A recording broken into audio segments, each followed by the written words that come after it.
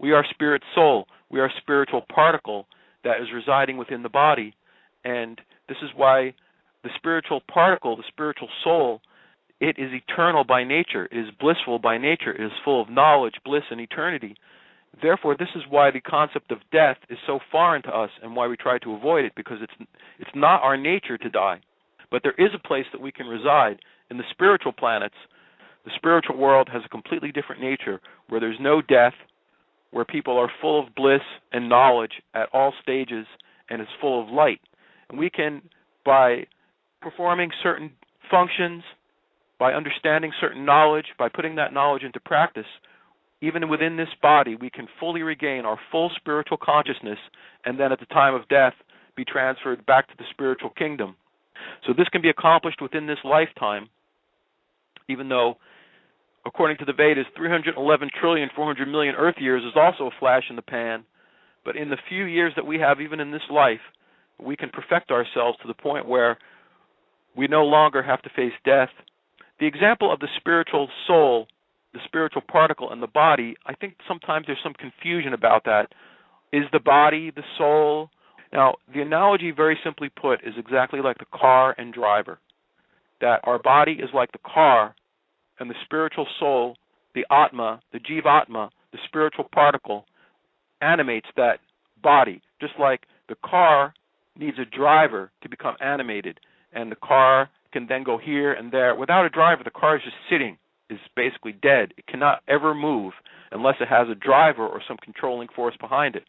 So this example is very suitable to the position that we're in with the material body. The soul is the driver. He is separate from the body, but he uses the body as a vehicle to perform different functions in his life. And when the car becomes too old or too disabled, then the driver doesn't cease to exist. He finds another car. He accepts another car or another body to fulfill his functions in.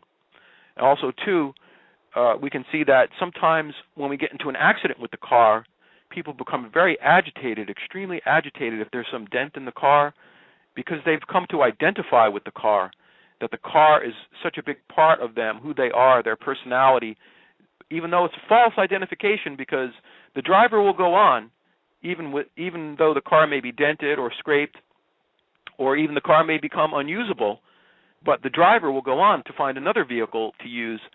So the ultimate identification is not the car, but still we see sometimes when there's an accident, people become so very agitated, and that's a similar thing with the body.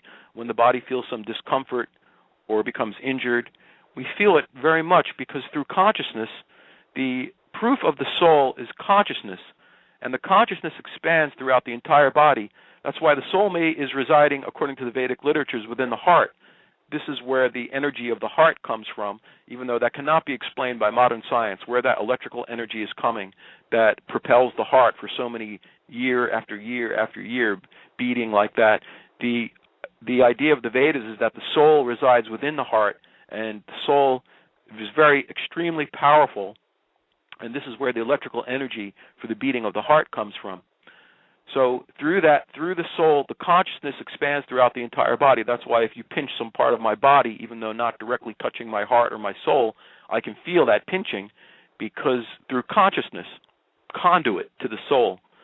So in the same way we become very attached to our car and our vehicle, we're extraordinarily attached through consciousness to this material body. And that's why we try to preserve it so nicely, take care of it, and do all these things when it becomes damaged or injured, or we're faced with the prospect of having to find another vehicle. It becomes very extremely uncomfortable for us because it's not exactly who we are. So I wanted to make that clear, that according to the Vedic conception, that the spirit soul resides within the heart of the body, and the body is the vehicle for the spirit soul to perform its functions in this material world. So at this point, I'd like to go ahead and continue our discussion of Srimad Bhagavatam, Canto 1, text, chapter 17. We left off last time. We're going to start off with text 25. I will read the translation, the purport by Bhaktivedanta Swami, and then I'll give whatever commentary that I can to add to the discussion. I'll set it up a little bit. It's the punishment and reward of Kali, that at the beginning of this age, the age of Kali, again, as we discussed earlier, according to the Vedic literature, there's personality behind everything.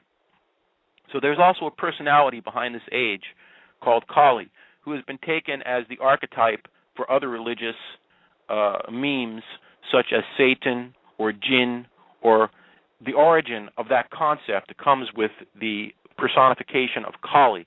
And here in this chapter of the Srimad Bhagavatam, Maharaj Pariksit, who is the emperor of the entire world society that was going on 5,000 years ago, he comes across a scene where Kali personified is beating on the legs of the bull of religion and the cow who represents Mother Earth and the bull who represents religion. And this was unheard of before this age, that animals would be hurt or injured in this way, because this all started with the dawn of the age of Kali, the age of iron, the age of quarrel and hypocrisy. So Maharaj Pariksit is trying to find out what's going on. And also this gets to the fact that whatever we've been told through archaeology and all these different sciences is a total and complete lie. It's a total and complete fabrication that 5,000 years ago people began to become civilized. You know, it's just so arrogant to think that we are the height of civilization with all the destruction going on, all the murder, war, crime, divorce, abortion.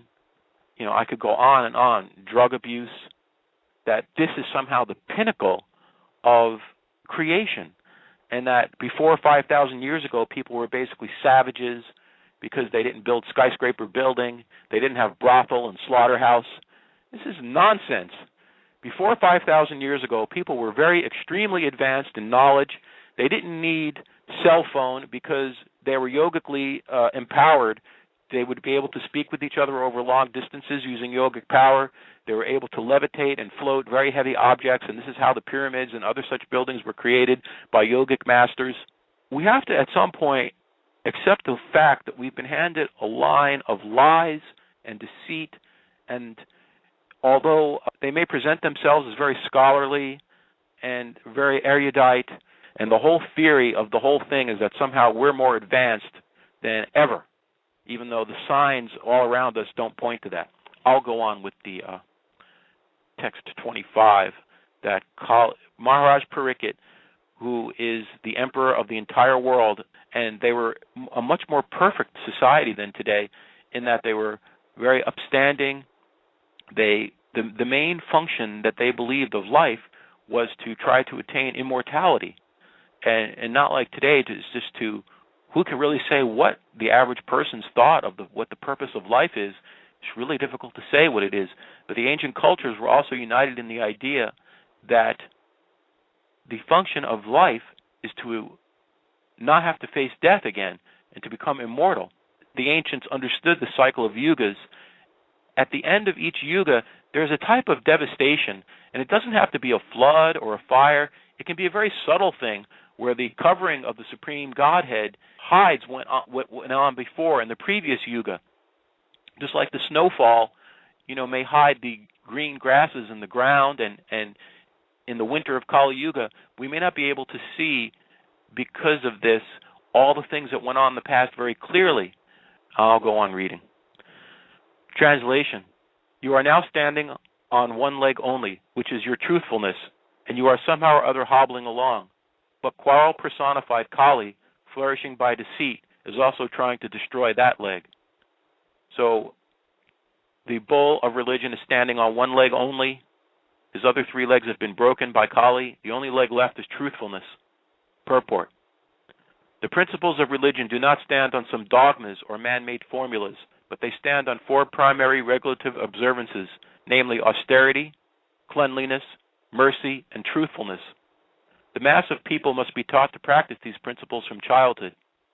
Austerity means to accept voluntary things which may not be very comfortable for the body, but are conductive for spiritual realization. For example, fasting.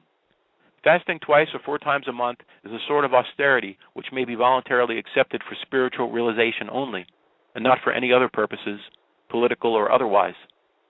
Fastings, which are meant not for self-realization, but for some other purposes, are condemned in the Bhagavad-gita, 17:5-6. Similarly, cleanliness is necessary both for the mind and for the body. Simply bodily cleanliness may help to some extent, but cleanliness of the mind is necessary, and it is effected by glorifying the Supreme Lord. No one can cleanse the accumulated mental dust without glorifying the Supreme Lord. A godless civilization cannot cleanse the mind because it has no idea of God, and for this simple reason, people under such a civilization cannot have good qualifications. However, they may be materially equipped. We have to see things by their resultant action. The resultant action of human civilization in the age of Kali is dissatisfaction, so everyone is anxious to get peace of mind. This peace of mind was so complete in the Satya Yuga because of the existence of the above-mentioned attributes of the human beings. Gradually, these attributes have diminished in the Treta Yuga to 3/4, in the Dwapara to half, and in this age of Kali to 1/4, which is also gradually diminishing on account of prevailing untruthfulness. By pride, either artificial or real, the resultant action of austerity is spoiled. By too much affection for female association, cleanliness is spoiled. By too much addiction to intoxication, mercy is spoiled. And by too much lying propaganda, truthfulness is spoiled. The revival of the Bhagavad Dharma can save human civilization from falling prey to the evils of all description.